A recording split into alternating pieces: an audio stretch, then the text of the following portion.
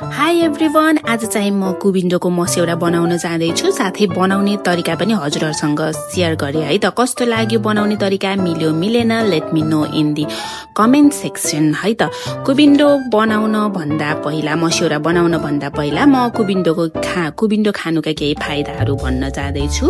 कुबिन्डोले पाचन तन्त्र बलियो बनाउनुको साथै यसमा पाइने प्रशस्त फाइबरले कब्जियतको समस्या हटाउन मद्दत गर्दछ। शरीरभित्र रहेका दूषित र विकार वस्तुहरूलाई प्राकृतिक रूपमा हटाउँछ।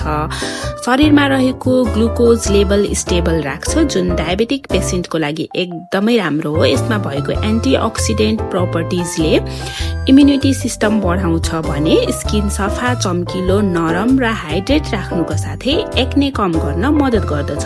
गर्मीको समयमा शरीरलाई कुलिङ इफेक्ट दिन्छ। कोलेस्ट्रोल र ब्लड प्रेसर लो गर्न मद्दत गर्दछ।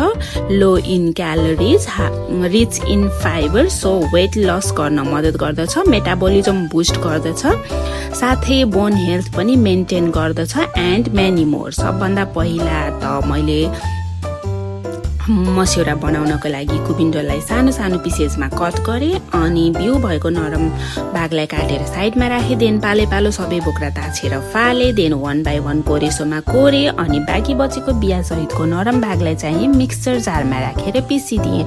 अनि सबै कोरेको र पिसेको कुबिन्डोलाई एउटा कपडामा राखेर पानी स्क्विज गरिदिएँ। कुबिन्डोमा एकदम धेरै पानीको मात्रा हुन्छ, सो यसलाई निचोरेर फाल्नु पर्दछ।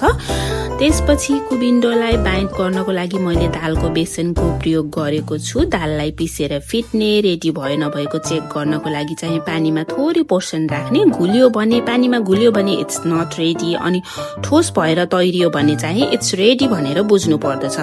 पानी निचोरेको कुबिन्डोमा मैले दालको बेसन राखेँ। दाल पिस्दा पानी नराखेको राम्रो, राख्नै परे एकदम लिमिटेड मात्र राख्ने, अदरवाइज मस्यौरा गिलो भएर फैलिन्छ। अनि दालको मात्रा थोरै भयो भने चाहिँ पछि पकाउँदा छित्रिन्छ। दालको मात्रा धेरै भयो भने चाहिँ पाक्न एकदम टाइम लाग्छ, साह्रो हुन्छ।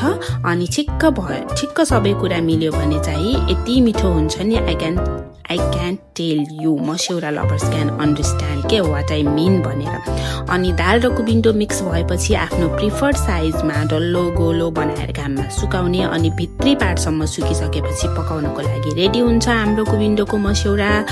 मैले यसको बिउ जम्मा गरेर राखेको छु। म चाहिँ यसपालि कुबिन्डो घरमै फलाउने प्लानिङमा छु अनि अलिअलि बिउ चाहिँ मस्यौरामा मिक्स गरेको छु। बियाको क्रन्ची टेक्सचर मलाई अति नै मनपर्छ मस्यौराको तरकारी खाँदा।